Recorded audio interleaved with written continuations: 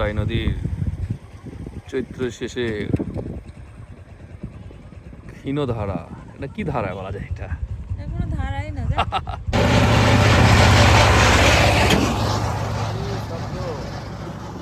একেবারেই copy free, royalty free sound, vibrant sound. Royal Enfield না, royal, এটা হলো কি ফিল্ড? বটবটি ফিল্ড। এটা হচ্ছে বটবটি ফিল্ড। বটবটি ফিল্ড গ্রামে গেলে দেখা যায়। শব্দ বেশি, গতির চাঁদে শব্দ বেশি, মানে হাইপো সুপারসনিক।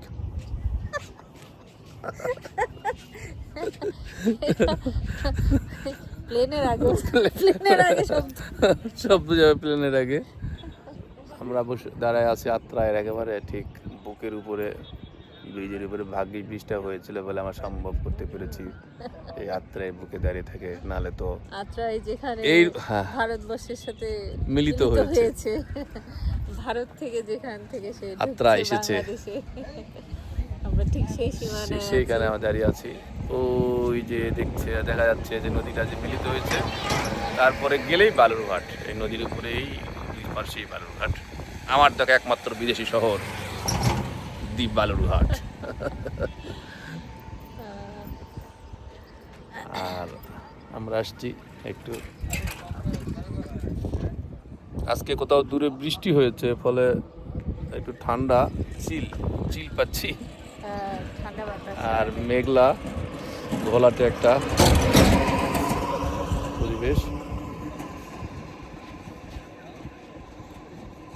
এই জায়গাটার নাম কি বলো?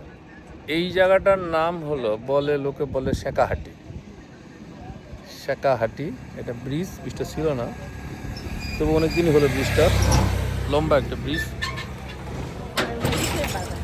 আর ওই বাগানগুলো এগুলো হলো একাশিয়া, তারপরে ভুট্টা, কলা, আবার কলা, এদিকে ভুট্টা।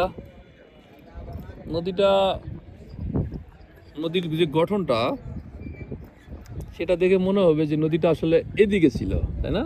ওয়ান্স আপনার টাইম নদীটা এইদিকে ছিল, নদীটা কালক্রমে এদিকে চলে আসছে ক্রমাগত। নদীর ডান তীরের দিকে চলে আসছে। এটা নদীর না, এটা হলো ডান তীর না, ওই না, নদীর ডান তীর, এটা সায়েন্টিফিক ব্যাপার।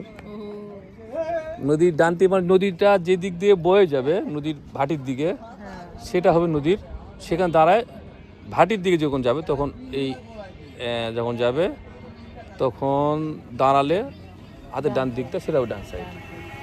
ভাটির দিকে তুমি দাঁড়াবা, ভাটির দিকে মুখ করে দাঁড়াবা, তারপরে তুমি বলবা যে এটা তোমার হাতের ডান দিকে, ডান দিকে নদীর ডান দিকে।